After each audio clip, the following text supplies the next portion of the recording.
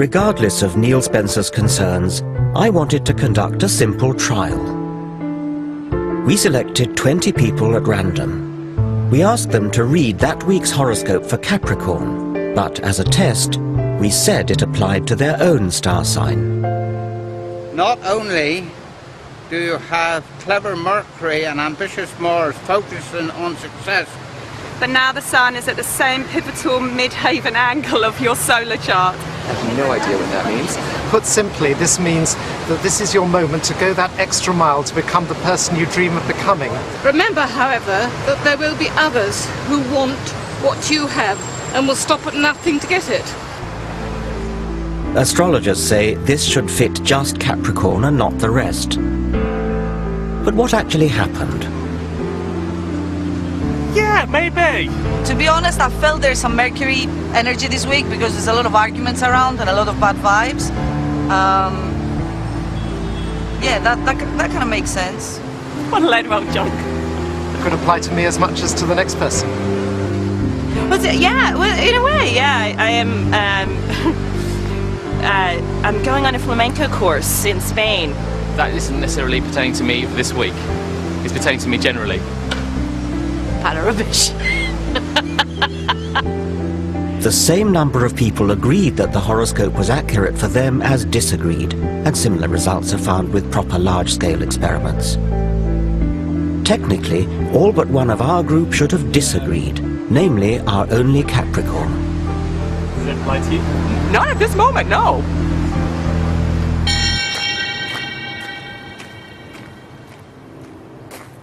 Am I taking this too seriously? I believe astrology misleads the public, denies scientific progress, and belittles our universe. There's a far richer way of looking at the cosmos. Astronomy is a triumph of the human intellect, a real science, constantly enriched by new evidence. Forget about the astrologers' charts with their constellations and planets moving in and out of this house or that house. Go into a real observatory and look at the Milky Way. Or go out into the country on a moonless night. Just lie on your back and gaze up at the stars. The heart-stopping sight you'd see is 100 billion stars spinning through an expanding universe at a speed of 1 million miles per day. The light from some of the closer stars started its journey at the time of the dinosaurs.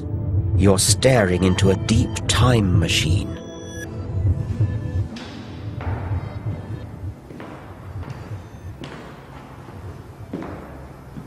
And yet, even as science unravels these natural wonders, our society is drawn to the slim pickings of supernatural belief.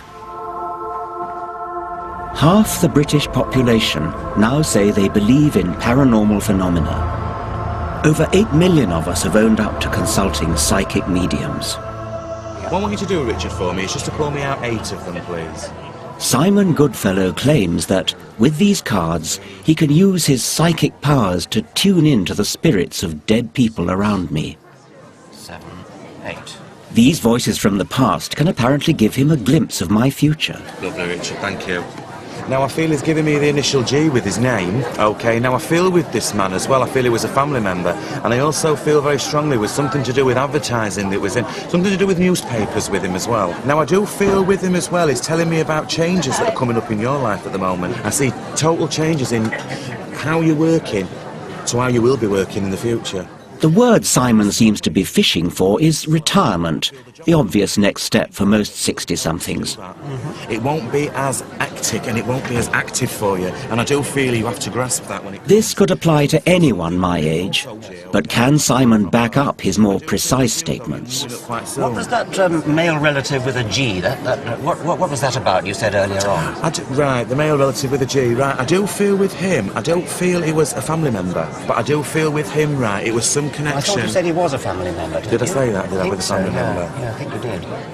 Right, okay. Maybe. Let me see if I can feel him here still. Yes, okay. Right, okay then. What I feel with him, right, I feel as though there was a lot of things. It was a very strong character. another feeling he's giving me is it was very regimented as well, and I feel he served in the forces in some way as well. But can you understand anybody with a military background that was connected to you? Well, I've got really nobody military in my background at all, and actually nobody beginning with G either. I don't Right, think. okay. Spirit G has rung no bells, but now another voice comes from the ether. Oh, well, she's giving me the initial E with the name. Now, I do feel with her as well, it's something to do with, I feel, a grandparent, and I want to give you an E-sounding name. My grandmother had a name beginning with E. At last, something I can identify with. E-sounding name. Yes. And tell me more about her. I mean, The lady, I do feel with her as well, she had a lot of cats. a lot of... Cats. It's cats. Perhaps not. She never had a cat. She hated cats, as a matter of fact. Right. She liked dogs, but she hated cats. Well, I can understand. Not everybody, though. What you've got to also remember with this as well, not everybody can relate to everything that a reader will say. No. Not everybody. I mean, I've had people like yourself who have... Extraordinary claims require extraordinary evidence. Because normally people who come to these events come for a reason, and because they want closure and direction in their life. And also what you've got to think about, Richard, as well, some things are very raw to me. Psychics may believe they communicate with the dead, but I've seen no evidence for it. My concern is that for some people, this superstitious nonsense can be far from harmless fun. If you've lost somebody dear to you, and I'm trampling all over those memories by telling you that they're here now saying this and that, I mean, that's none of my business, and if I'm just doing it because I can earn some money out of it, I've known cases of people that have lost somebody, lost a child that's so dear to them, and they cannot get over the fact they've lost the child, and become addicted to these... Okay, this is a lady who is trying to connect with somebody at the front here. Darren Brown is a celebrated illusionist, but also a skeptic. He makes clear his performances depend simply on mental tricks. She looks very, very elegant, and there's guilt on her part, a feeling of guilt. I think your father passed when you were very young as well. Is that right?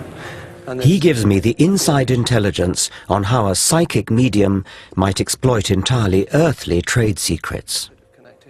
They're using a skill called cold reading, which is a way of communicating information to somebody where it sounds like they know everything about you and they can reveal facts seemingly about your life and describe your character in a way that you'd be amazed by.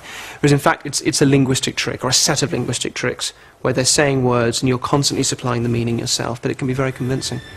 She's asking about, I want to say Charlie, Charles.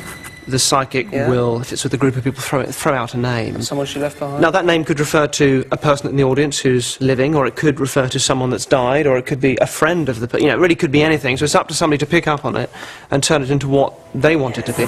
Is it another relationship that you had? Sorry? That's my ex-husband's name. And of course, if they say, yes, that was my husband, then the reader can go, yes, that's right, he's here, he's saying he still loves you, or whatever that is, and they turn it back into, make it sound as if they were saying it was your husband, when in fact it could have been anybody, it could have been the name of the person that was sat there.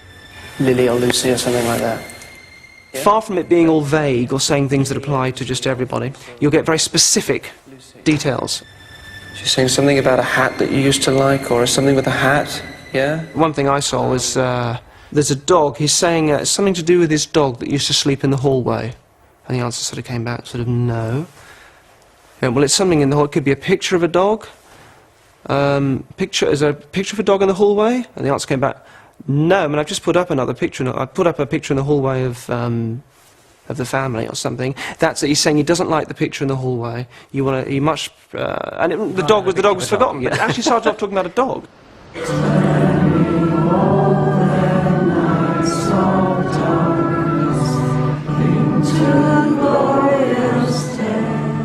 There's a network of over 500 spiritualist churches across Britain.